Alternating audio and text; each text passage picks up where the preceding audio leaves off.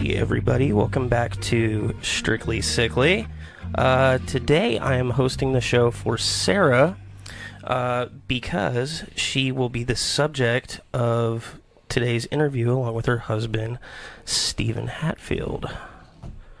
Or Brian. Are you Brian now? Legally I'm Brian, but Stephen is what people who know me call me. Okay. I didn't know if you were wearing your Brian hat or your Stephen hat today. They're interchangeable. This is why I have such a problem with both of you. Why? Go by one name. Just go by. I tried to. You keep name. calling me by the other one. It's because how you were introduced to me. Oh, okay. I had no control over that. Neither did I. So, Stephen Brian, how are you? I'm just peachy. How are you? I'm supposed to ask you questions I've heard. pertaining to your wife's chronic illness. How long have you guys been married? 13 years. That's a long time. That's beating most of the averages actually in like relationships where both people are totally healthy and get along all the time. I mean, you just gotta. Oh, way to go! Shut up. Oh, that's a good call there. We've technically been together for 15 years, though. Yeah, almost 16. Yeah. Now, see, I remember when I was married, I would give like some answer that was accurate, and then my wife would correct me with the added answers like, "Well, we've been married 10 years, but really we've been together 13." You know, Like the stuff before was really like super important. how'd you guys meet? She was dating one of my friends. Remember how we interviewed Aaron? No. Okay, remember how I interviewed Aaron? I was dating him, and he was living in Steven's house. Actually, we went to high school together. Yeah. He was just 2 grades ahead of me. We met over the phone when Aaron couldn't tell you a dirty joke. Aaron so he was had me trying do to it. tell me the dopey fucked a penguin joke. I've got to And- hear this joke. Okay. So the 7 dwarves show up at a cathedral, and they ask to speak to anyone in charge, and the nun comes out and she said, well, "What can I help you with?" And Grumpy asks, "Do you happen to have any very short nuns working here?" And she said, "No." Have you ever heard of any, Lilliputian nuns in the order anywhere? And she says, "No, I have never heard of any." So Grumpy turns around and he announces to the 6 dwarfs standing there, "Dopey fucked a penguin." Yeah, I could see Aaron screwing that joke up. And so he had Steven call me and tell me the joke. And then you left college, came back, Yeah. and we started having LAN parties together and playing D&D. And I figured Aaron wasn't my idea of marriage material. So, Okay. yeah. So Kristen got your leftovers, is what you're saying. No. No, there's probably people in between her and Kristen. Oh, okay. She got someone else's leftovers. So you weren't sick when you guys first got together, No. right? No. Had you had any kind of illness before that at all? Say when I was a kid, I had a doctor try to put tubes in my ears when I was about 9 months old, and he collapsed my eardrum. And it took 9 surgeries to repair that. But I wasn't sick. Like, I had ear pain. I was basically deaf, but I wasn't ill. Right. But when did that start? Like, about how many years into your marriage or whatever did stuff start to kind of? Approximately 6 months after we got married. Yeah. Oh, that's pretty abrupt. Yeah. Well, when we got married, I was 4 months pregnant, and We decided to way before. Right. we Yeah. got engaged in December, and then I came up pregnant in April. Which is probably the only thing that saved me from my family just murdering me. Yeah, for a little Right. while we just decided Caitlin would be 6 months premature if anybody asked. But as soon as she was born, I got just like the day after. Right. I got Well, sick. because that was kind of like the trigger, right? Well, for a lot of people with different types of illness, getting pregnant and going through with it was. Do you have any problems with pregnancy before that? Before Brittany says hi, Steve-O. Hi, Brittany. if that's not too personal, I don't know. The only issues I had with either of my pregnancies was some mild early term labor, which I went to the hospital once. Yeah, and they just Yeah, They you just stopped it. But you hadn't had like any miscarriages or anything like that before. I know No. I know with my ex-wife she had a miscarriage before. First pregnancy, And me and first her. live birth. 2 pregnancies, 2 live births. Okay. And really, I didn't have any issues with her. Easy labor, easy pregnancy. She was an easy baby. So really, it kind of came like out of nowhere. Oh, yeah. So the baby came, and that's when everything kind of went nuts. Like, what was the first thing that like was going on that kind of told y'all that it was like a chronic illness? Well, it started out with me just being exhausted. Like, the baby would be crying, and I did not have the energy to get up and help her. In which case, Steven's younger brother, Sean, who's, watching right now, actually helped a lot. But they all thought that I just wasn't handling... Was lazy, yeah. Well, I not mean, that I was, did you... Not that I was lazy, that I wasn't handling I mean, being is a it an honest parent. question? Is that kind of where you went to yeah. in your head? Like, because not knowing, not understanding she's sick, I could see that. I didn't really think she was lazy, but I mean, it's pretty normal to be I think weird postpartum after. Yeah. depression was the one that came up. We definitely floated that idea for a while, and some people were like, "Oh, she's just being lazy." No, it wasn't that. She was just legitimately tired. She slept a lot. Yeah, and I think it's reasonable to expect somebody that's just had a kid to be tired for like a good while. But Not only just who just had a kid, but I was 20. I was a kid. Right. How long was it before you, like in your head, it wasn't reasonable anymore, and you were like, "Hey, hun, there's something wrong." I don't know. I let things go way too long. 5 years into it. Yeah, that's probably 5 it. years. It's just like, man, nobody's done these dishes in 5 years. The first time that's accurate. someone realized something was wrong was I was having a family dinner with my mom, and I was eating chicken, and I fell asleep Yeah. in my plate chewing on and she went, "That's not normal." Yeah, it's like narcolepsy or Yeah. something, just like flat out exhaustion. And then at the same time this was going on, my gallbladder started acting up. Yes. And we both knew it was my gallbladder because that's one of the first things they teach you in EMT class, and we did EMT class together. I had, I was vomiting green bile. I had heart attack-like chest pain. I was turning yellow and losing weight, and they just kept saying, "It's nothing, suck it up, go home, you're being You a were baby." turning yellow, and they Yeah, were. I was like, jaundiced. Jaundiced. Yeah, they're pretty good at ignoring when they want to be. For 5 years, I was extremely sick. Well, what was your reaction to that? Like her going to the doctor and them not doing anything for her. I mean, at first you trust the doctor in the beginning. right? I have Because, I have a bad habit of that. Yeah, Is I'll and agree like, with the hey, doctor. This is what he does. He ought to know what he's talking Right. about. But I mean, she's got the same problem. They say there's nothing wrong. If there's nothing wrong, then she should get better. Right. But we were fighting with that doc, and then like the symptoms that she would have would kind of subside a little bit and look like she was going to get better, and then they would crop back up, and we just end up in the ER and her drinking the green dragon or whatever Green it's called. dragon, it's a green dragon. And because she'd just be uncontrollably vomiting everywhere. Right. And then there was also the fatigue, and then but because she had basically 2 things going on at the same time that symptomatically didn't line up with one another.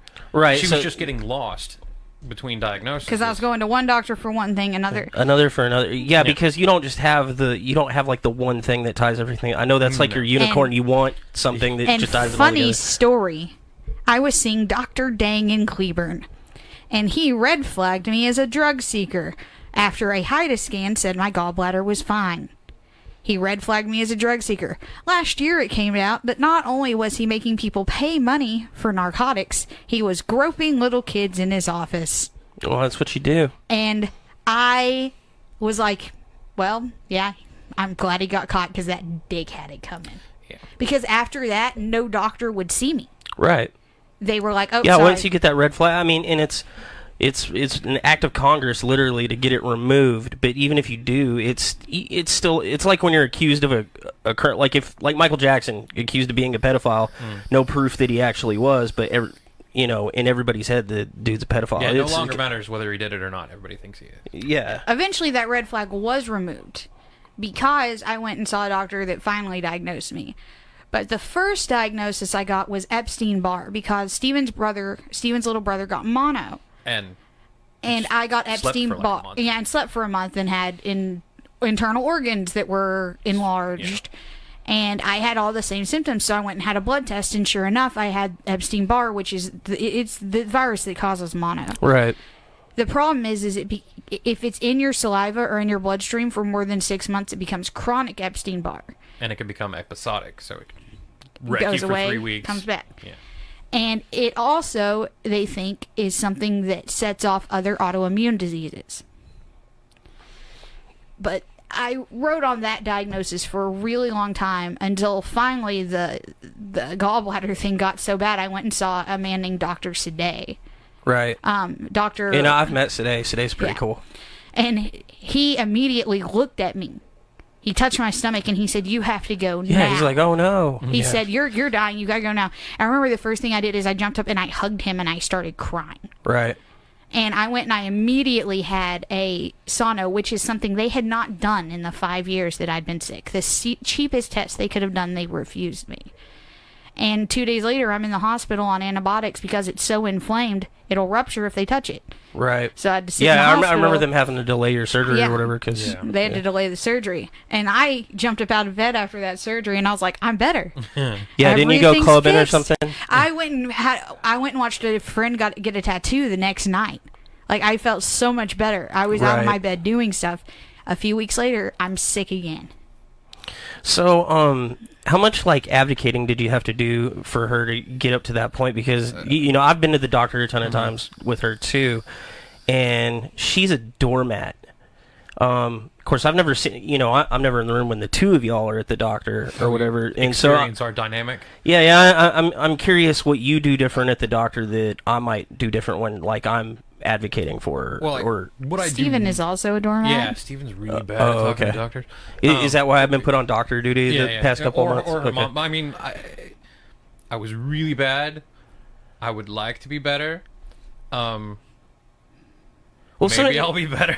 Sometimes you don't know. I mean, it's like you said before. Like you expect these people have gone to school for a really long time, and you expect them to be an expert, and you're supposed to be able to trust them. Yeah. So when they look at you and they seem like they're doing their job, and they tell you something, as the person who's not sick in the room, you're trying to be rational, I guess. Or this is how it works in my head. I'm trying to be like, you're sick, so you're already pissed off and probably not listening, and you want them just to fix it, but I'm trying to listen and take it in, sort of thing. And I they were never- kind of understand. They were never usually they weren't throwing out there. They're like, oh, she's just faking it. They were usually, it's this thing, and this is what we're gonna do about it. But that was never really the thing. And really, the thing we do now more often is that we have a pre-doctor's appointment.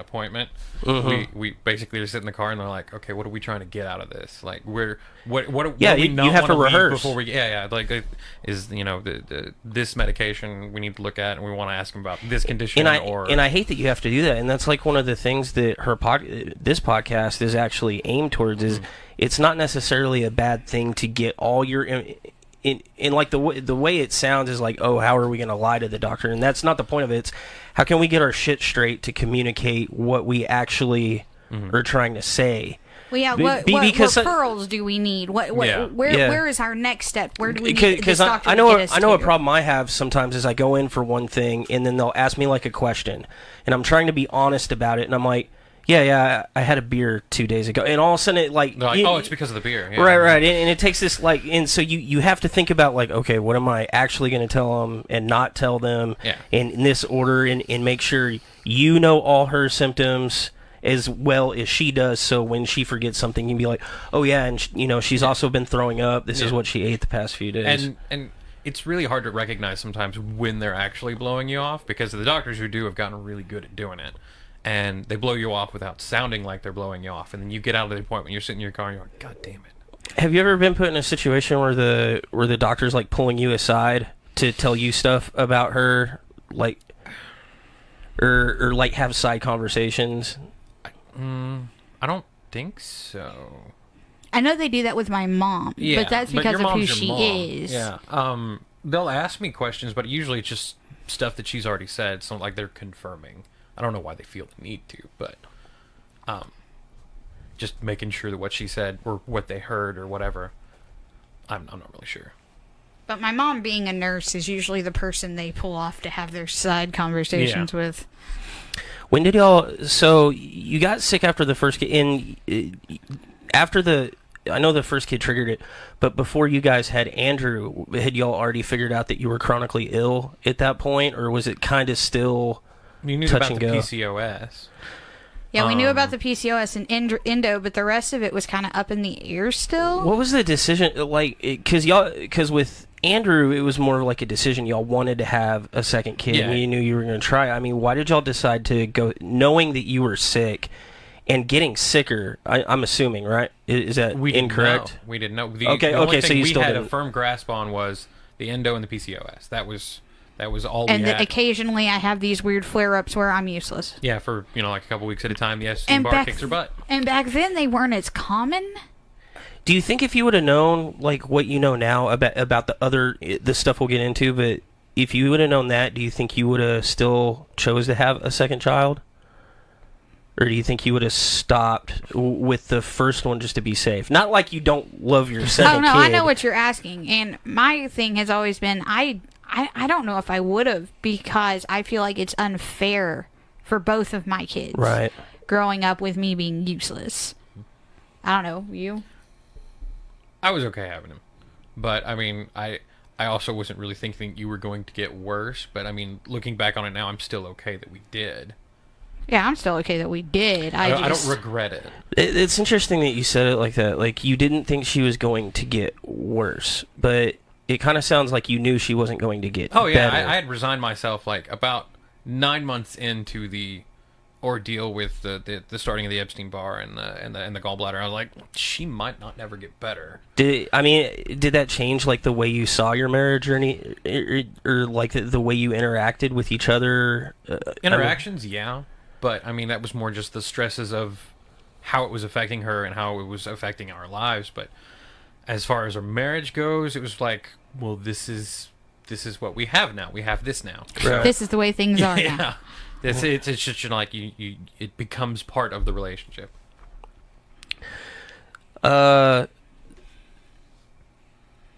Also, I'm trying to think how to I was gonna phrase say it. also before Andrew, I'm not sure if I knew that getting pregnant again would add more autoimmune diseases, Right. because I had never been formally diagnosed with an autoimmune disease at that point. Yeah, that would make it rough too, and it's that unknown, and it's kind of scary when you think about it. Like, having a kid can trigger latent chronic illness. Like, so your life could be going totally perfect, and then a kid can literally ruin your life. And you never want to say it that way, but Well, yeah. but it's the I trigger. also didn't know that when Andrew was 2, a weight was going to fall on my hand, crush it, and cause a horrifying Right. pain disease. Or that 3 months into your pregnancy, your heart rate was going to shoot up to 160 and stay there. How man, I still can't think of a good way to phrase that. How do you deal with the fact that she's not going to get better? So, like, you realized it early on she wasn't going to get better, but you really didn't think she was going to get worse. But she has. She's got worse and worse, and then kind of flatlines a little bit, and then gets worse and worse, and it's just a steady decline. And then occasionally I almost die, I don't know. Maybe I'm just really good at rationalizing in my head or something. But I think Sara calls it compartmentalizing. Yeah, there you go. That's a good one. But I mean, when I was thinking about her not getting better, the thought of her getting worse was also there. So I mean, I was thinking about both things at the same time. So her getting worse wasn't really super surprising. Also, she's clumsy, so I knew she was going to get hurt at some point. Yeah, I mean, she's got just about as much chance getting hit by a bus as actually dying from we were whatever talking illnesses. about it in the car. I was like, if we just took out all of your like little accidents from your medical history, like half of it would be gone. Right. Yeah, you definitely wouldn't have compartment syndrome and all that good stuff. Or the several operations in your leg to remove the stick. How does her illness? So I mean, y'all didn't have y'all were together before you were married, and y'all were married a little while before she got sick. So you had like a little bit of a normal routine at some point, like, oh, this is life, this is how things work. But then it's progressively changed, like, your routine, or y'all hear that? Yeah. I have no idea what that is. I think it's the fan. Or the doll. Oh my God! Stop it, Debbie. How has it changed your routine? Like, before, you'd get up, you'd go to work. Well, I mean, y'all were both working when y'all first got married, right? Yes. Yeah. Yes, we were. And then I continued to work. I'm going to turn off the fan. I continued to work at least pretty statically until I had Andrew. Yeah, because we had Caitlin in daycare for a really long time. Yeah, we had Caitlin in daycare because I was working. Yeah. It was really after the hand thing that I had to stop. It's horrible. It was really after the hand accident that I stopped working. Yeah, and then even after the hand accident, you wanted to go back. Yeah, I kept trying to go back. It just never seems to work out. Well, and I know that puts an extra strain on everything too, because on top of you being ill, and basically you taking on a dual role as, well, not only are you her husband, but you're also kind of partly a caretaker too. And the kids, and the house chores. Yeah, the kids, like, a lot of that falls to you, which has got to be really stressful. And then on top of that, even though she tries to work, she's inevitably going to get injured or so sick that she can't go back, and so she can't keep a job. And so, I mean, you're about to start this, trying to get disability so you can at least get more income, but splitting the income up like that's also got to be, basically have your income dropped. Like, how did y'all deal with that? Poorly. No, I don't think there's a graceful way to deal with it. No, so, but people need to hear it. It was gradual. It didn't all happen at once. It's not Right. like she was just healthy and then bam, sick. It was just, things just stopped being done as often as they were before. Like dishes or laundry or anything that normal things would go around the house. And you just either pick up the slack or you let them go. But I'm pretty easygoing, so Right. I just kind of fell into doing the things when I really had to do them. And The easygoing, it's so weird asking all these questions because I know both of y'all. Like, I'm trying to ask them like I'm a stranger for these people.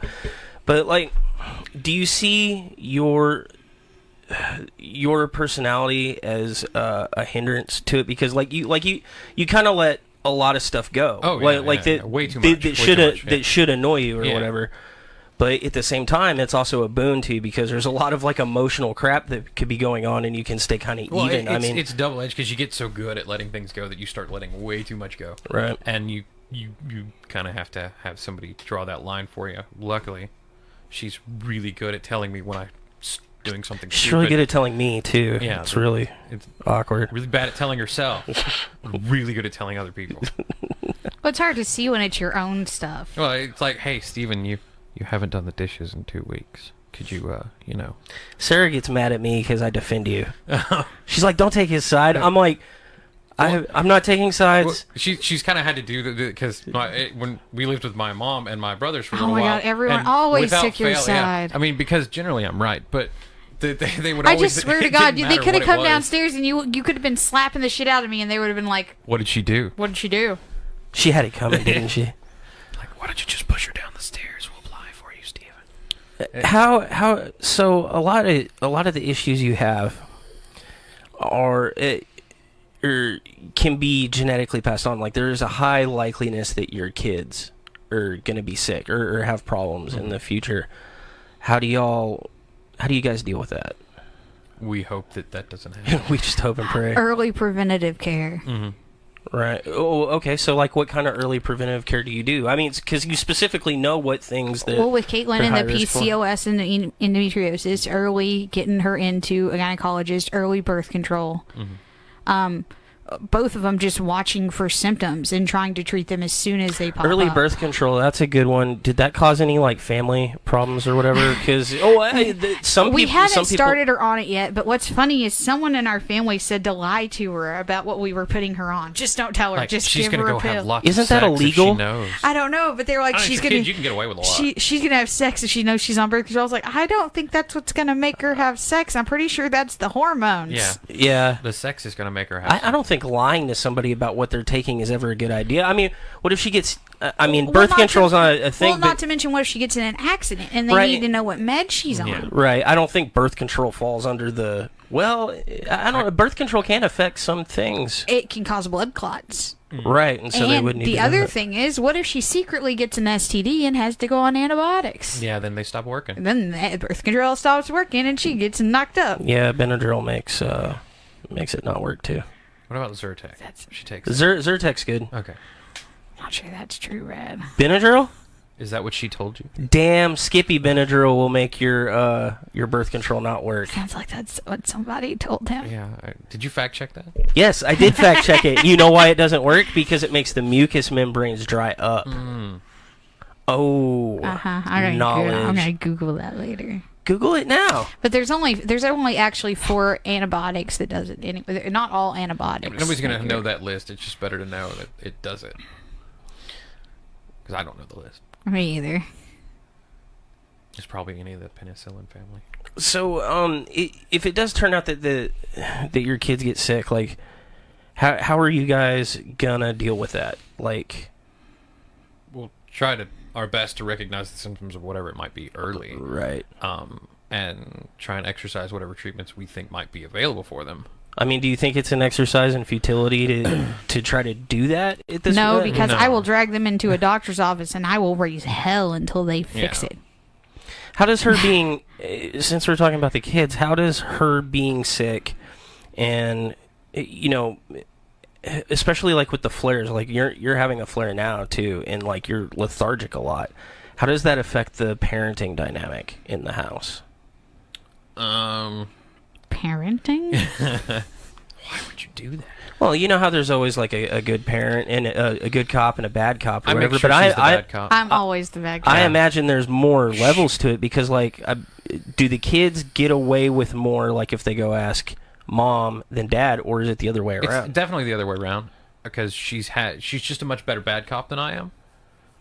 But if I am not feeling good, if I am lethargic, they are more likely to get away with more because they're like, "Oh, can we eat candy for breakfast?" And I'm like, "You know what? Okay." I don't care. Like, how do you enforce anything anyway? I make them sit in my room against the wall where I can see them. And they still fall for that because, like, I don't think you could physically make either of them do Oh, anything. it doesn't. She- It doesn't matter how sick I am. I will. She can move pretty fast if she has to. Do y'all have difference of opinions on the way that y'all handle the kids? How do y'all deal with that? Yeah, we do. I mean, we have things that I'm really lax on that she's not, and stuff that she really cares about that I don't. I mean, but we discover that as it happens.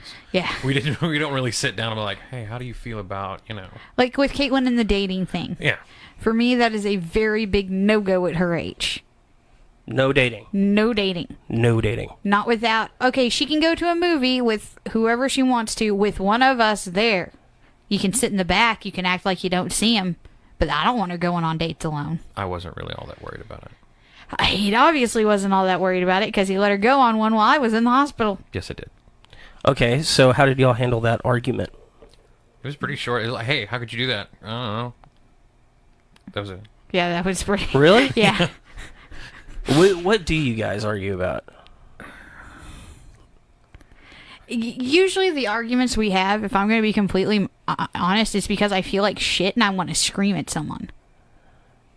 So not really anything he Well, does. it's I'll not going to be make like one something thing up. in particular. Or just, pull from that library the laundry list of things that I've done wrong in the past. You didn't do the Be like- dishes last week, and 6 months ago you did this, and 3 days ago you did this. It's Do you remember that one time when you told my grandma about... Okay, yeah. Yeah. See, it's when I'm, for some reason, when I don't feel good, that rage button kicks in, and I need someone to scream at. But what's funny is even though the chronic illness isn't there, the things that you guys are arguing about and they're causing any kind of issues in your relationship aren't actually related to the illness. Like, you're still arguing. To me, it sounds like you're still arguing about normal things that normal married people argue about. But I mean, at what point does her illness make you mad? Like, do you ever get frustrated or just Well, I mean, pissed off? Of course you do. Of course you do. You can't not. It's just going to happen whether you want it to or not. Anger, resentment, things like that. Because I was talking about... But how do you deal with that? How do you not take it out, or do you take it out on her? Sometimes you have to argue back, even though you know that she might just be venting, or the argument's stupid, you don't know why you're both doing it. But if you don't let that out a little bit every now and then, it's going to turn into something horrible, and you're just going to have one of those, relationship canceling arguments for no good reason. Mm-hmm. And it'll be over something stupid like The dice. or the double cheeseburger only having one slice of cheese. Oh, yeah. Stephen was telling me about that in the car the other day, though. You got to watch out for that. They're shiesty. Yeah. I know you got really frustrated once because you said something to me and you probably don't remember and you will it. never forget that I told you were more like a patient to me. Oh my God, yes. Well, because it's the one phrase Yeah. that comes out of your mouth. You're arguing about like one thing. For me it was like Tuesday, but for her that was it. Never because forget. it's Never one of those forget. things I had internalized. Yeah. Is my husband doesn't love me anymore. He's only here because he thinks I'm going to die soon, and he doesn't want to be that asshole that left right before I died. Yeah, and your worst fear came out of his mouth. Yeah, basically. Yeah. That's why it's stuck in my head. Yeah. I mean, And I know to you it just was just an argument thing. well, it was just another case of my verbal diarrhea acting up. Right. How it it's a pretty harsh statement, actually. Just as a third party. Yeah. That would be pretty harsh. And I'm not saying I haven't said worse. Yeah. But well, it's not like I just came out and said that. I was like, hey, I just wanted you to know. Yeah, like We you were- just can't. Yeah. Hey, No, hey, Sarah, we need to talk. There was probably I believe there was like several days, maybe several hours that were leading up to that point. I'm Right. pretty sure that was a part of a much larger argument that we were having at the time. Apparently people are having hard times commenting. Yeah, I can't comment normally. Try Comment. using your feet. How have you? What, oh, sorry. You told me run your podcast. This is how I run podcasts. I know a few times you've gotten frustrated with me just because there's nothing. I'm sick and there's nothing we can do about it. Yeah, but I mean, I get the same amount frustrated when I try to figure out what to feed you for dinner. They're all pretty much the same to me. They're just normal frustration. I'm throwing up blood, Stephen. Go to the hospital. The hospital won't do anything. Well, then I can't help you. Then don't go to the hospital. Wait till it's bad enough to just puke blood all over the nurse. Make them feel your pain. And not to double team Sarah here, but you can be stubborn because just thinking on one instance, I don't think you would have gone to the hospital for your blood clot if me and Steven hadn't basically Really? joined forces and made you go. Yeah. I didn't know it was a blood clot. Yeah, but you were having, I mean, it wasn't a heart attack, but your symptoms lined up with a heart attack. So we're like, even if you don't have a heart attack. Look, me and Steven didn't know it was a blood clot either, Yeah. but we both looked at each other and went, this seems bad. Yeah. One of us should probably take her. There are levels of times when you should and other times when you don't have to. There are times when I know when we go up, they're not going to do anything. That goes back to what Allie and Zach were talking about, though. What was like, that? so many times you go, and, like, literally, I puked blood 3 times in front of them, and they sent me home every time. Yes, that's true. But that's why you end up having to keep going and go to a different hospital. Well, the 'Cause problem, that's what worked the for us problem with with that one. going to a different hospital, especially in our area, is they're all Harris. Well, yeah, and you look like the frequent flyer drug seeker that you aren't, but that they look out for. I swear I think they basically blow you off 2 times just to get 2 additional... Whether or not you're serious. Yeah. They're like, well, if it's bad enough, they'll come back. Yeah. And then we get double paid to do nothing. And if they die at home, I mean, then we don't have to hear about it. Then it's not the their problem. rule is with the ACA, and I'm not sure if that's still intact, is that if you go to the doctor and you end up having to come back and they find something wrong with you, the hospital has to pay. Well, I mean, we don't pay anyway. That Not sounds like a you. warranty on a They car don't have part. to pay you. They have to pay into think some that's how sort they of sold it. system. And if they treat you and you go home and you die, they do have to pay you. Yeah. So, as her spouse, how familiar are you with her illness? Like, could you list off What she has? everything she's got, symptoms she has, how to deal with it? It's a long list. Go. Okay, fine. You have the Epstein-Barr, which is basically mono that happens every once in a while. It's episodic. It also makes your spleen and liver swell when it happens. It gives you extreme lethargy, which can last from 1 week to 3 weeks. You also have 6 months. Yeah, that was a really rare one. Then you also have PCOS, which is basically a buildup of cysts on your ovaries, and also can mess with your hormones. It's not abnormal for you to have cysts on your ovaries, but if they don't go away, it's bad. It can also lead to endometriosis. In your case, it did that, and also you having everything in there removed, and it can go other places. You have fibro, but there's no point in worrying about it since you can't tell when it's acting up anyway. And most doctors don't think it exists. Yeah, there's that. You have RA, which is an autoimmune disease, which is primarily known for attacking your joints and giving you little nodules and funky fingers. But it can actually attack anything in your body, which is, I think it attacked your eye, and that's why we had to do that thing. You had the gastrophoresis, which is like a slow paralyzation of the digestive tract. Basically, food would go in, it'd sit there, and then come back. That also led to fatty liver disease and malnourishment, and maybe a little osteoporosis. And let's see. Then you also have, you got the hand thing. You have the CRPS, which I've been told nobody really knows how it works. They put it in the same family as phantom limb, and they also call it an autoimmune disease, and they also call it something else. All it is really the suicide disease. Yes, the killer, the self-killer. It basically is your nerves have gone wrong, and they tell you you're in pain when you're not. It's progressive, and it can go to any part of your body, and eventually cause those things to shut down or swell. Dr. Stephen, PhD, serology. My friend. And Lauren says, I love Stephen so hard right now. Running to tell Joe to list all my ailments. Well, I mean, that's damn good for you to know. I mean, what if she gets hit by a Mack truck and can't talk? It's also like listing off her medications. There's a laundry list. What is she on? What is she taking? What medications is she, I mean, just currently? Yeah, currently, just today. Today, fentanyl, Percocet. But she's also on tizanidine and Klonopin and temazepam and still on Zoloft? No. And there's others that some doctors want her to take, but she doesn't. Like metformin? Or do you have to take metformin? I'm supposed to. Yeah, she's supposed to take metformin, and one of the doctors wants her to take Carafate. They want me to be on Plaquenil for the RA. Yeah, that too. I find it really interesting. Like what I've noticed since I've met somebody with chronic illness, now I'm a medical expert. It's everybody that meets Sara has become a medical expert, especially about her thing. And it's funny how it sticks. Like, I don't even mean that in a negative way, but I mean, even stuff not related to her illness.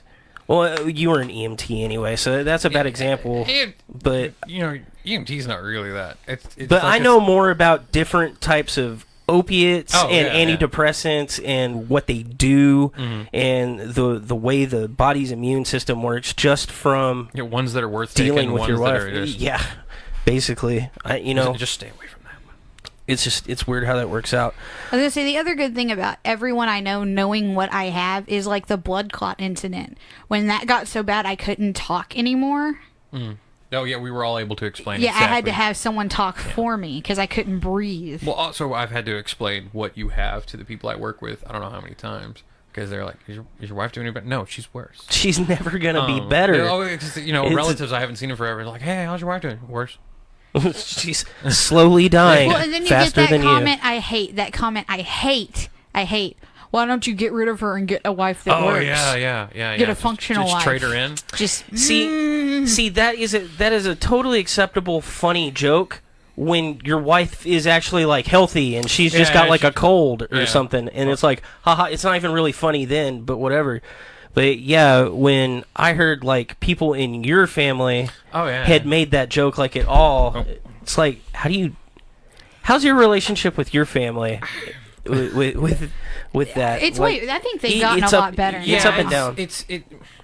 Because yes, I know the answer, but they don't know the answer. I find that people, when they're exposed to somebody who is in a relationship or who has chronic illness, when outside looking in, it's hard to get it that this person is sick. They're sick all the time. They're not going to get any better.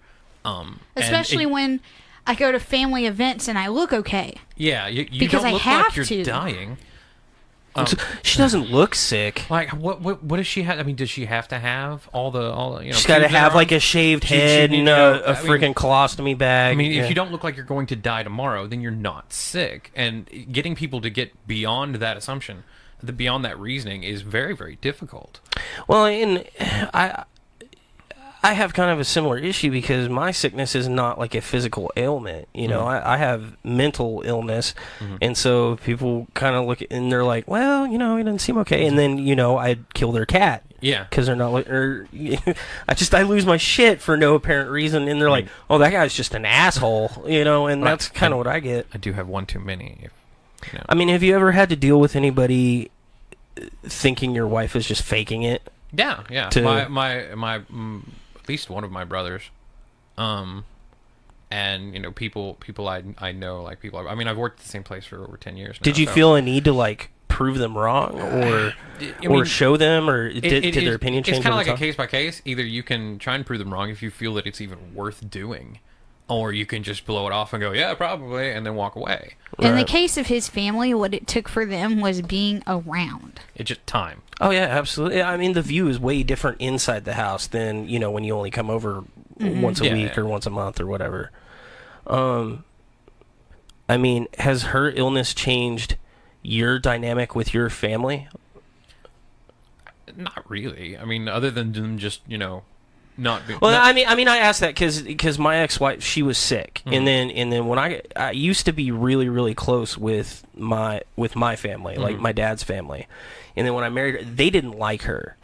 First off, they just didn't like her on principle anyway. But then when like she got sicker or whatever, and we couldn't have kids or whatever, they really started being assholes to us, and it changed my dynamic with them because it was my thought. I was like, well, I'm not going to put up with that. You know, I'm married to my wife. And so, you know, I made a decision that I distanced myself from my own family on principles. And you may not have had that same problem, but I was just kind of curious if there was anything between the two of y'all related to her illness that changed your family dynamic on it, like where you had to make like a choice at some point or anything like that. I don't think we've ever had to make a choice. And if not, that's good. Yeah, not every situation, but I mean, in a lot of situations, I don't really have a problem telling my family off, and we're usually okay after that. Right. You know, you get all that stuff out there, and you're like, hey, you're being I don't get that with mine. When I told my family off, it was like, oh, guess what? You're out of the will. Yeah, I don't understand that when someone's like, oh, I can't tell my parents. I'm like, why not? Just tell them to shut the fuck up. Yeah. I mean, I did it anyway, but. Yeah, you. Okay. See, there's the look. There's the look you were talking about. Why y'all are sitting here? No, I was talking about my family. I can't argue with my family. Yeah, I did for the longest time. I didn't understand. What's your relationship with her family? I don't think they hate me. No, they all like you. Okay? Yeah, I think your mom's okay with me. And your dad, he. The only thing I've noticed is that he liked me because I played the French horn in high school. Don is really neutral. I've got to know Don really well over the past 4 or 5 months now. One of the biggest arguments we had was because of you not defending me to your family. Yes. But after that argument, you started doing it. So...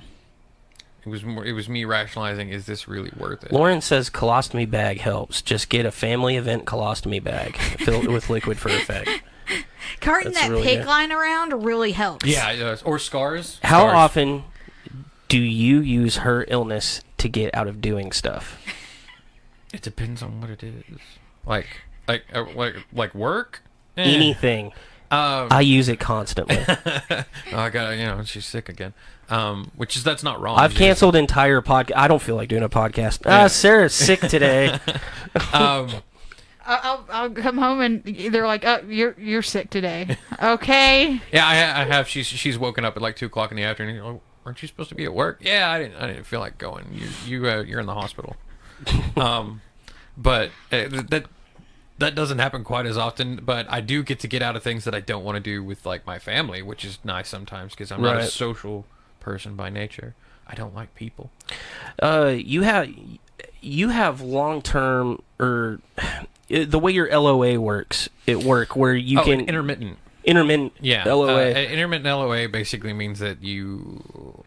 I mean, I don't know if other companies have them or not. So some do, some don't. It varies by a company. And what's funny is it's run by a third party. It's not run by Walmart. Right. But I basically go through them and I fill out the necessary paperwork, and they use their own judgment based on what I fill out, how many days a month I can call in, and it not count against me according to my attendance. Yeah, I know.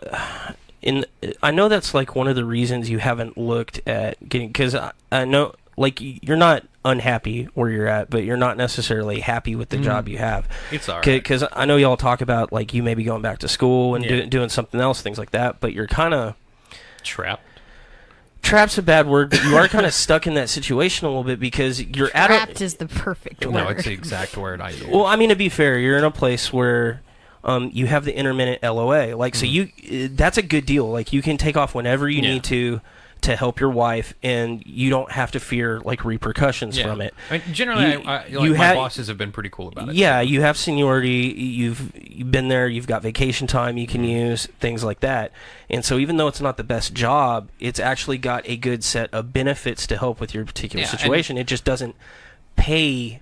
No, it doesn't pay very well. I mean, they let me have the time off when I need to. They rarely ask any questions about it. You know, like, hey, I'm not going to be here tomorrow, and they're like, all right, whatever. So, do you ever have like any kind of resentment, or you feel like her illness holds you back from doing the things you want to do? Like, because I mean, you use the word trapped. You feel trapped there. Yeah, well, trapped in that it would be difficult to me for me to move to another job. Not that I'm like actively looking for another job, because most of the ones I see are like side grades anywhere, where you know, like they're going to pay me $2 more an hour, but it's going to be an hour away, and the medical insurance there is, you know, twice as expensive. Yeah, and y'all kind of live in the dead zone of job opportunities too. I mean, Cleburne's, I think like the highest paid non-college degree job you can get out there is like $17 an hour, but it's a really shit job. Okay, what job is that? It's like it's a steel mill. Oh, and it's like chaparral? Like chaparral. No. Yeah. I mean, most of the people there lose all their limbs. Not all of them. There's somewhere out there that when I was looking at changing jobs, it was in Cleveland. I guess they make insulation. Oh, that's Corning, and he was full of Corning insulation. Yeah, it's the fiberglass place. I can't remember what it was. Like, like James Harden. I mean, they were hiring for like $22, but I have a lot of experience, like in the field. I was a lot of those places are very nepotism driven, where like if you know somebody, you can get in, and if you don't know anybody there and get hired, you don't stay there very long. But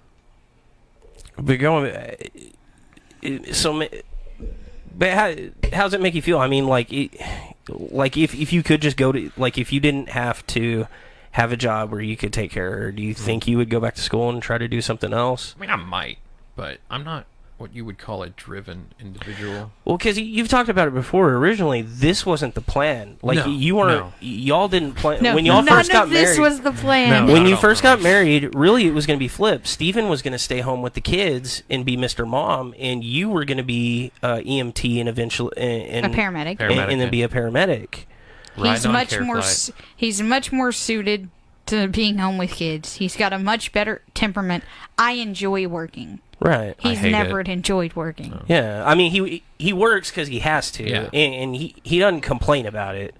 But if he had it his way, he would not work, and you would work. Yeah. And you would come home, and the house would be clean, and dinner somewhat made. If that's all I was doing, I mean, I'd still play way more video games than I need to. But I mean, I do stuff. He might actually be good at video games at that point.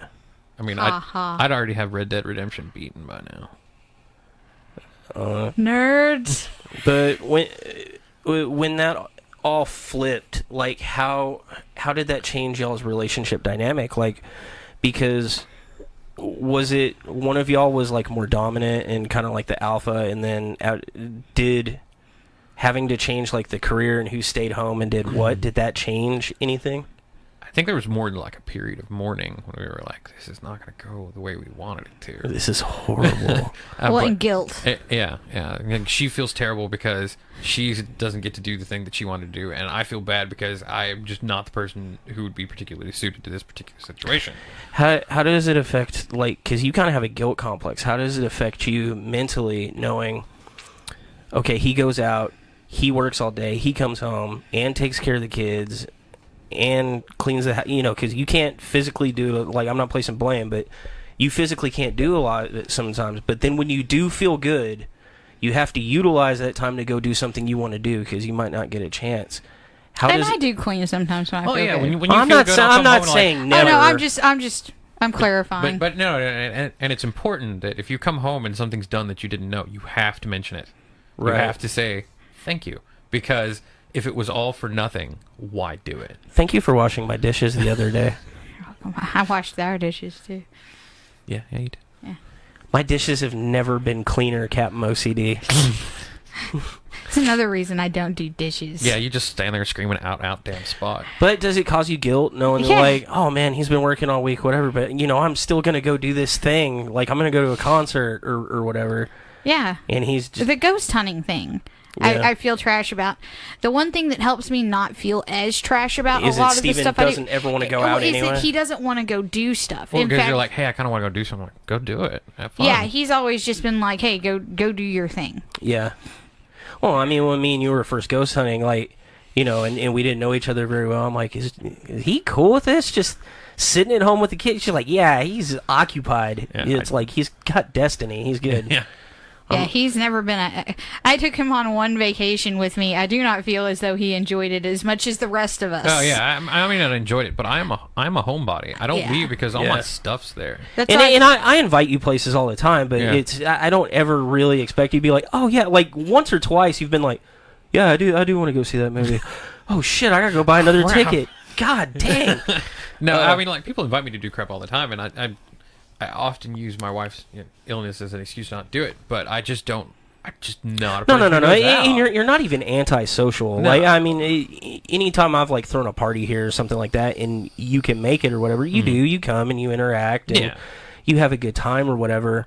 But yeah, I even- relate to you because like I like just chilling by myself. Like I imagine you got so much going on that just getting to zone out for Just a little while. decompress. Yeah. Well, and even when I was healthy and we both worked and we both cleaned the house, like when I first started hanging out with Allie, I wasn't super healthy, but I was a lot healthier than I am now. Even then, he didn't want to go do stuff. I think he was really glad when I found Allie because then I had someone to go out and do all that Like, stuff never with. do anything with me. And I stopped going to Steven. Let's go. Let's go do something. So your lack of social life isn't because of her illness. No. I would have no social life, whether she was here or not. Zach says, "Hey guys, Steven's a loser like me. The dangers are outside." Yes, I am. Does living with someone with chronic illness change the way you see problems and things like that? Do you see things in a different light? I don't think I do. I mean, okay, before you lived with somebody with chronic illness, what were your opinions, if any, on the medical system? In like, you know, single payer versus, you know, the crap we have now, and the way they do meds and things like that. I mean, did you have one idea about how the medical system in the world worked? I mean, and now that you're with her, and has that changed? Has it enlightened you at all? I would say like when this first started happening, I was still becoming a person. I was, pre-25, which I think is like the age when you start realizing shit's not what you think. Right. So I was still figuring everything out, and I think the medical system's pretty crap. I'm not 100% sure how to fix it, but I know we could do better. When you were in the room with me when we got the opiate talk. Yeah. How did that go? I mean, I was on it. It was kind of nice to know that the doc felt bad about it too. That was when the they were talk where cutting your meds. you were cutting the meds. That's always good when you have a doctor that'll actually talk real with you for a minute. And it's like, just this like, is- hey, this sucks. This is some bullshit, but I can't do anything about it right now. Because you feel like they might try to work with you somehow. Yeah. at He some even point. said, he was like, I'm not going to cut them all the way until I absolutely have to. Yeah, But- and it was also nice to have you there because It's most of the time it's just nice to have somebody else there, regardless of what they do. It's a slight confidence booster. has it changed your opinion on other people with chronic illnesses? Are you more likely to believe? I mean, I didn't have a lot of experience with people who had chronic illness to begin with. But now you know a whole fucking gaggle of Yeah, them. yeah. I mean, it's just like They you do get- move in herds. You get one, you feed it after midnight, and then then it takes a shower, and you're screwed. Yeah, because like me and Bethany, we were married like 5 years, and then we realized, oh shit, you know, she's got some problems or whatever, and then we got divorced, and it had nothing to do with that.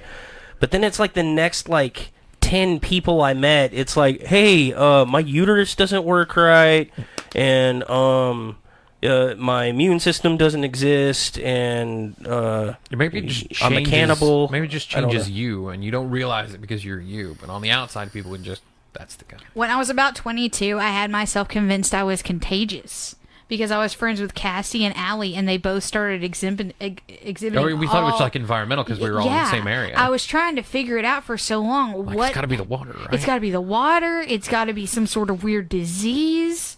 I don't know what's going on. And then I met Kristen, and she's from freaking Arkansas. I was like, well, if it's not environmental, They're I like, "Wait a minute, guess. Stephen's family was also in Arkansas. Maybe it's all come together. ooh, Steven don't incest. Steven don't give a crap about other people's problems. It is hard for me to listen to other people's problems. So, knowing she's not going to get better, does that? How do you feel about that? Does it make you feel like helpless, or do you you regret marrying her? I mean, I don't regret marrying her. I regret decisions I've made while married to her. But I don't regret it. I'd still do it again. I would do some things differently. Like, what things would you go back and do differently? I'd do the dishes more often. I would have suggested I go to school first. If I got to know, like, it was going to happen. Right. I mean, because I don't remember any lottery numbers, so I can't do that. I would definitely be the one who like, no, you work, and I'll go to school. And then after I'm done, you can go to school. Well, you can go to school while I work. And just that one little flip would probably put us in a lot of different situations than we are now. I mean, how often do you just sit back and, like, you're like, damn, this is hopeless? Oh, I mean, do you can't you do don't, that all you the don't time. suffer with anything yourself, do you? Like depression or anything like other that? than just regular old life. I don't know. He has some depression, but I feel like it's environmental. We're poor. We're screwed. I don't think any pill is going to help that. No. Right. We sell the pills.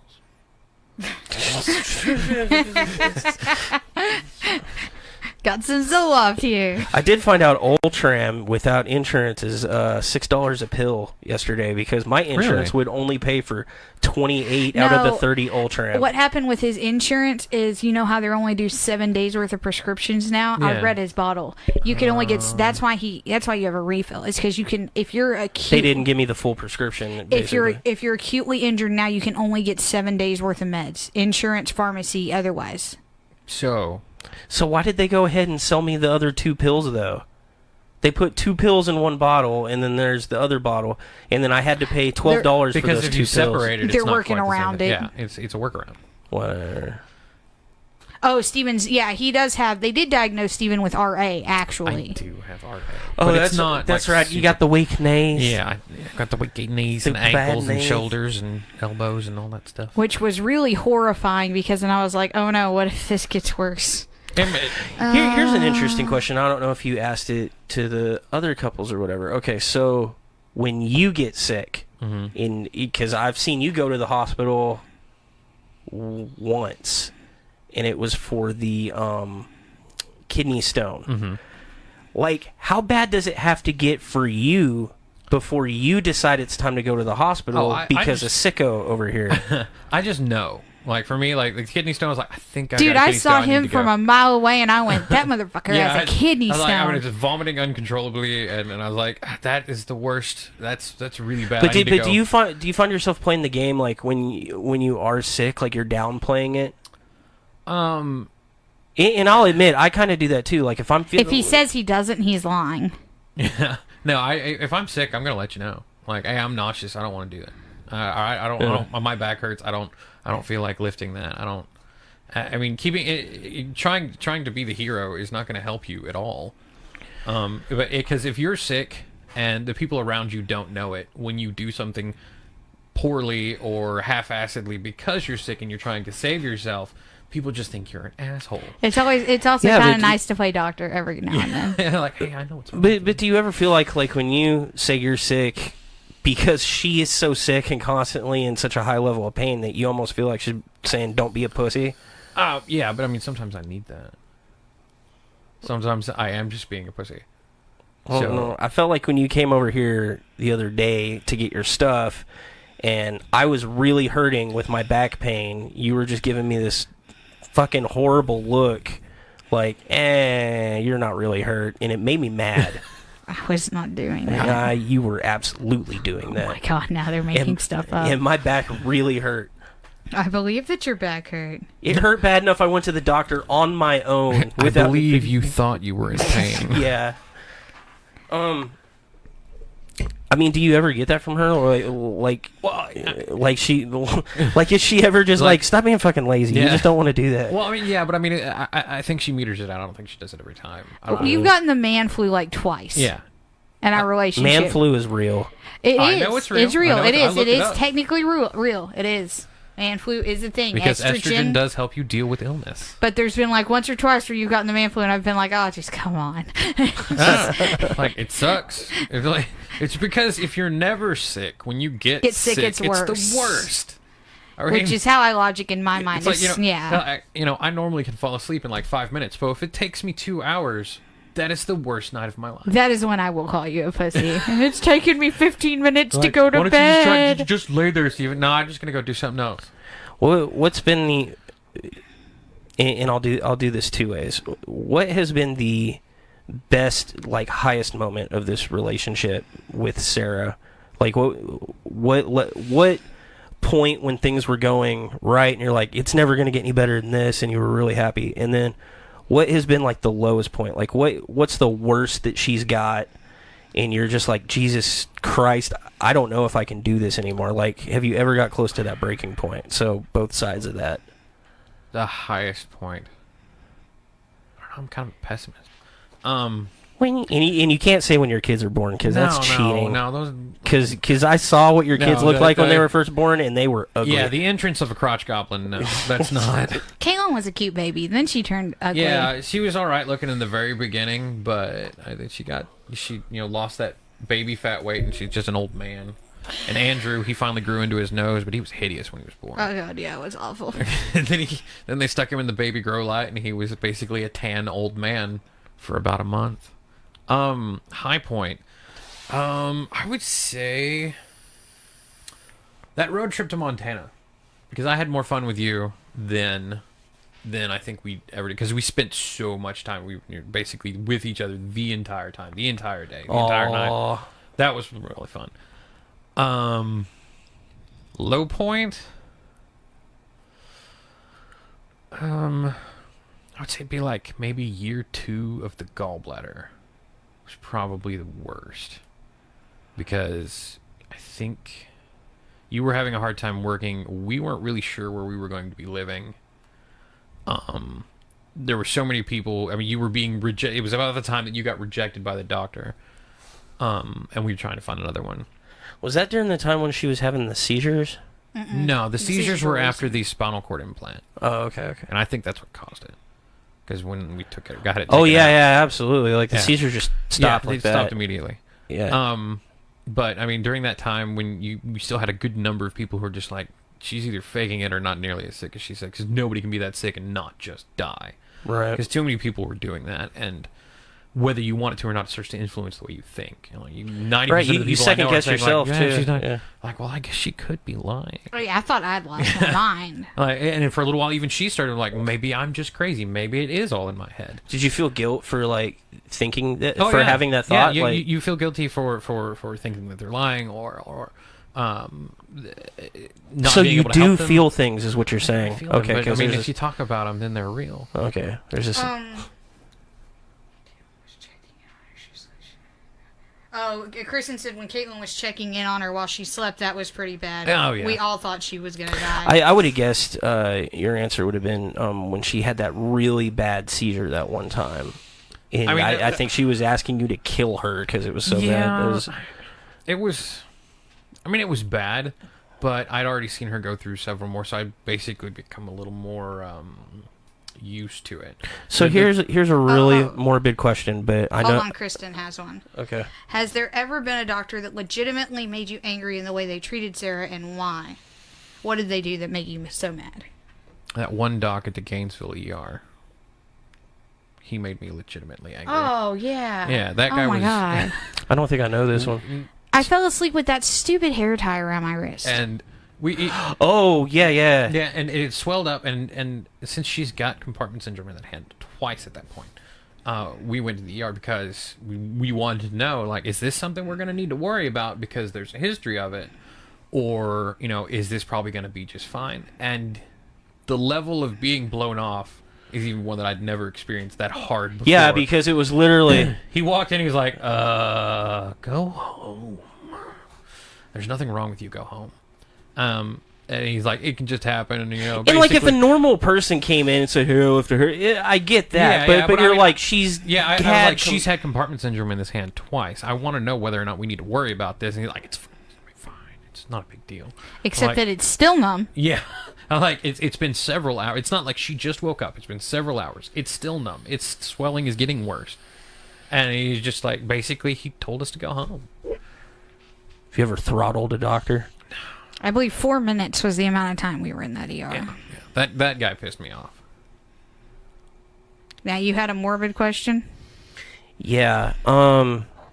So, knowing she's not going to get any better, and that she's basically on palliative care at this point, which is like barely a step above like terminally ill, have you already like prepared for the fact that she's probably gonna die early in your head? I and think, like how you're gonna deal with it around like surgery number 12 of like, 32. Yeah, I was like, she may not wake up from this one. Like, how do you deal with that mentally? I mean, I don't know. I couldn't give you advice. You can't, not a play-by-play. Yeah, it's just because like when I found out my granddad had cancer, they were like, okay, he's got like 6 months, and like I could mentally badly prepare for that, right? And then when my dad died, it was just sudden, and you couldn't. But it seems like but like there's not like a number on it with her. They're like, well, she's dying, but slowly. But she could have another 32 years, and it's like, well, isn't that just like normal life? Well, I don't know how well I'm dealing with it, because I more often than not assume when I'm coming, like I come home from work for lunch because I pick the kids up from school, and I half the time expect that I'm going to walk into my room and she's going to be dead, and I'm going to find her that way. And I think about that a lot. So I don't know if I've dealt with it. I just expect it. And Dear God, don't let the kids. Yeah, that's the thing though. That's I hope that I'm the one who finds her, because I don't want Andrew in there poking dead mama. Like, what? I'm hungry. Give me food. Because you sleep. I'm just thinking of the two squirrels. We doing mama. And then it takes a way darker turn, because they're just gonna, after they poke her, they'll be like, oh, she's just asleep, and you will lie there dead in that room for several days before anybody realizes, hey, this because he'll just come home and turn on fucking video games. I'll be like, hey babe, I'm home. Oh, she's asleep. Okay, whatever. Hey, even when I start to smell, you'll just be like, I need to clean or something. Sarah's not bathing because she doesn't feel good. Yeah, she doesn't feel good, so she's not gonna. Because you got a bad habit of that too. I mean, like you'll take a little extra. That's why I've gotten into the habit of, like, every once in a while just be like, yeah, she's still warm.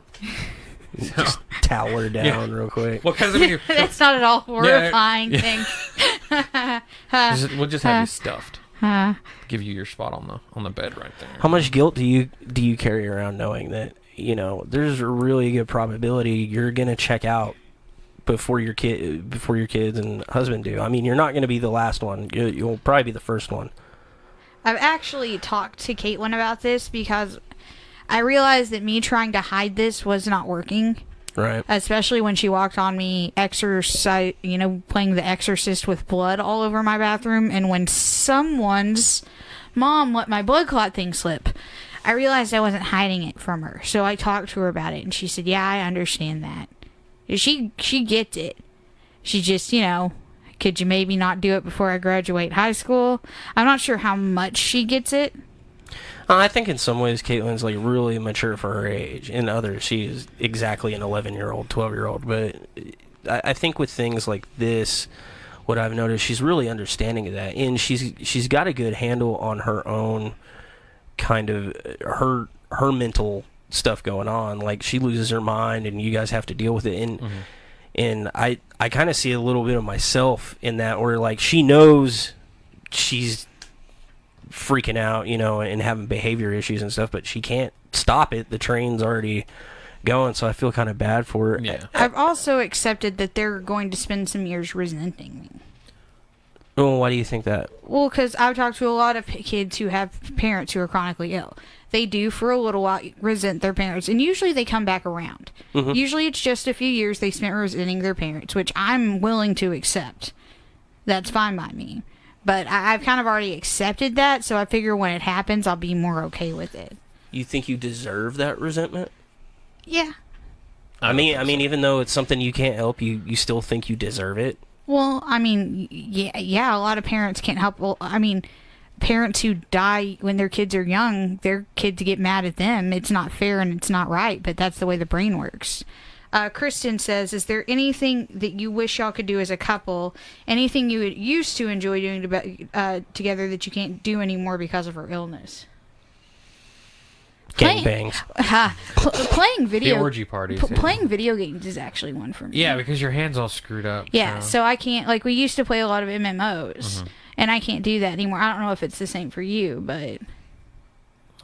I wouldn't say it's just video I think anytime you take some of Steven's video game-ness away, just a part of his soul dies. It's the one thing I have. That's all. It's one of his horcruxes. I don't even really watch TV. I can't really think of anything that we used to do that we can't do now. We still do things. It's just less often. Like play video games together or go out and see a movie or go to dinner somewhere. We just don't do it. We didn't do it a whole lot to begin with. Yeah, and for a long time, Caitlin wasn't old enough to watch Andrew, so, like, y'all would have to find somebody that could, like, watch the kids or whatever. Luckily for us, for a long period of time, a good portion of the time that we've had children, there's always been somebody else living there. Right. I mean, we haven't lived alone. So, I think we need to wrap up there, but there was one more question that I wanted for sure asked. And it was, what is your breaking point? Oh, one of those things you don't know until you get to it? Well, what do you think is too sick for you to deal with this anymore? And we've talked about a few things where I expect that I don't want to be living in the house. Yeah. But what do you think is your limit on being able to take care of me as my sole caregiver? When do you think you're going to have to call in someone else or put me somewhere? I think if you needed like 24-hour care that only a person was capable of doing. If I could farm out some of that to like a robot in the future, I may not have a breaking point. I mean, I know there are points in your life where if there's things happening, you don't want me to be there, and I get that. But like as far as things that I might have to do to continue your care, I don't really see having a problem with doing them. And we've already discussed that if I become a quadriplegic, you'd kill me. You have 6 months. 6 months. Oh yeah, 6 months. You have 6 months in a coma. No, that's if I'm in a coma. I have 6 months. And quadriplegic. Yeah, I just want you to dose me with every drug they'll give me. Can we try the stem cells first? Yes, stem cells. Okay. But then yes, I will drug you. I'll give you all the heroin. All the heroin. What do you do when there's got to be times when like you're going to feel lost or you know that you're unable to help, and like literally the only thing you can do is sit there and watch her suffer. Mm-hmm. How do you cope with that? I don't think I do. I just don't say anything. I just keep moving forward. Well, that's obviously not entirely healthy. I'm not internalizing it. I mean, like when I had this, I don't think they were seizures, but when I was having those episodes, you just sat with me. Yeah, that's pretty much what I did. I mean, what else were you gonna do? Yeah. You sat and listened to me freaking scream and whine. That's... Yeah. So do you just resolve yourself to like tune it out and ignore it, or I mean, it's not so much ignore, because if you start ignoring, it's hard to stop. Right. You just have to normalize a lot of things that most people wouldn't consider normalizable. Okay, what things are normal for you guys that wouldn't be normal in another family? Not going with your wife to the hospital. I guess I'm just used to that now, but I didn't think of that. Saying text me when you're in post-op. I don't want you sitting up at the hospital. Yeah, I mean, and you don't want me up there anyway. You know that's not normal, right? Like most other people that are together, like if the husband or wife goes to the hospital, it's like, oh, they're right there. If I'm in the hospital, something's probably really wrong with me because I hate being at the hospital. I don't like people seeing like me. Like if someone wants to come visit for a few hours, that's fine. I don't want someone seeing me like that. If I'm puking, I don't want anyone there with me. You're very private with your. When I was having the seizures, I think only once did I let you sit with me. A couple times. But I wanted to be alone. Oh yeah, you did. You wanted this all because it was just like you were afraid people were going to think differently of it. I just don't like people seeing me like that. But which is funny because now you're very, very public with your. Now everybody's seeing you like this. Well, seeing me like this, but isn't like seeing her at her worst. It's not the same. But I think people do need to actually see that. That's why we did a couple of those things from the hospital. Yeah, but I didn't film myself when I was dying of suffocation. Yeah, I know, but you get where I'm going with that, though, right? Like, if people don't see it and you don't put it in front of their face, they're never going to realize it's a problem. Like, Jeff Sessions can get away with saying there's this stupid fucking opioid crisis and all this crap because he doesn't have to watch anybody suffer with problems. So there's a very... And that has changed my mindset. Like, the reason I wanted to do a podcast is because I don't think people see it enough. I think people hide it away because it's gross. Right. No one wants to see you changing your G-tube in your stomach if you can't eat. Yeah. No one wants to see you having your PICC line done. No one wants to look at these things. But I think they need to see them for them to understand. Well, and it also I think it's really easy to dehumanize somebody that's sick or having problems when they're not your problem. But if you see it, it humanizes those people, and I think there's a lot of people out there that don't want sick people to be humanized because then you have to admit that when you vote against healthcare for everybody and things like that, you're basically saying, okay, there's just this third of humanity that you're okay with dying. It's really easy to gloss over things if you don't have to look at it. Yeah, absolutely. That's why everybody cries when they see an ASPCA commercial. They're like, oh, doggies are being beat. Of course they are. We all knew this, but, we didn't have Sarah McLachlan to tell us it was bad. Yeah, I don't know. People ignore something like that. I just feel like on some level they're okay with it happening. You have to be. I mean, you can't just pretend it's not there because it's there. So you have to be okay with it happening until you're confronted with it. If I don't have to deal with it, I'm okay with it happening. And that's what I think a lot of those people do. And that's a comment I made from a post I saw on Facebook. It's how you vote affects the people you love. And if you love someone who is sick or someone who is impoverished, how are you voting in a way that harms them? And I had this argument with someone who I love very much. And he said, well, you're trying to hurt me with your vote, too.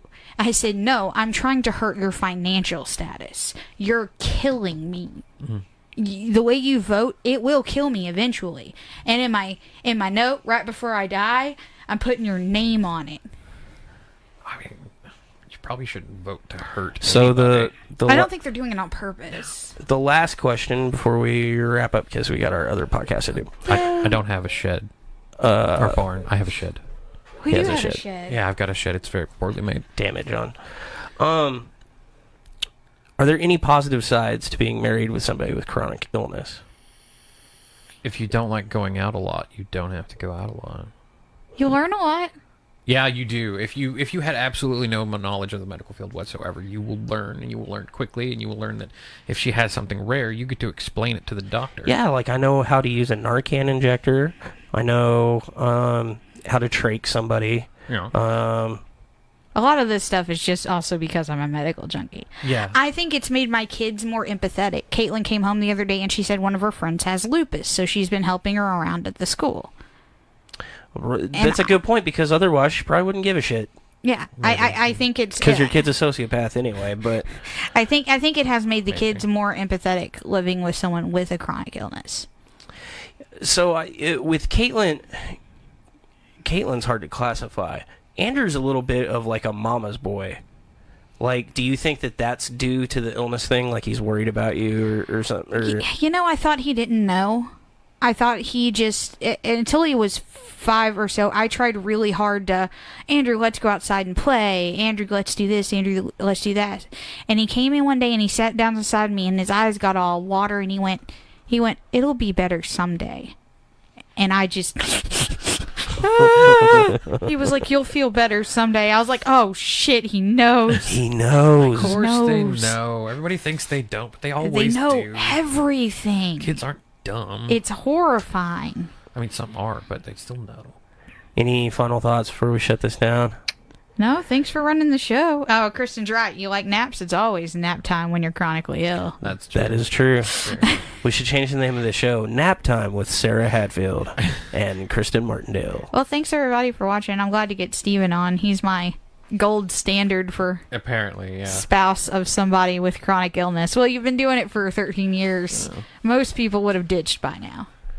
Can people message you if they need advice on how to deal with their chronically ill spouses? My advice will be very bad, but yeah, sure. Okay. Suck it up. There Yeah, you go. you can message Strictly Sickly and I can show it to him, or you can message. He Yes. is on Facebook. He doesn't check it that often. At all. No, Probably- but if you send your questions in to Strictly Sickly, if you've got Yeah, questions she'll for ask me, him she'll or Aaron or me, because I've got an interview coming up Yeah, too. or Zach or anyone Zach. we've had on the show. Yeah, any of the guests, we can get that moved along and get them to answer it. Oh, and just to John, is Sarah finally dead? Finally, I don't plan on dying anytime soon. I'm living sheerly on the spite from everybody who's ever said that I was going to die young. I'm going to be 106, and it's going to be an automobile How accident. long did they say before you were in a wheelchair? Because I know you beat that. 2 years after Oh, my I thought you said initial five. CRPS. And how many years past that are you now and you're not in a wheelchair? 6 years. So you're beating the odds. You know, eventually you are going to be in a fucking wheelchair, though, right? No, I won't. Well, I mean, if she lives long enough, she will eventually get there. But I mean, it may take like 120 So will years. most people. A lot of people end up in the wheelchair. It may not be because of the CRPS. I walk out of spite. All right, guys. Thanks for joining.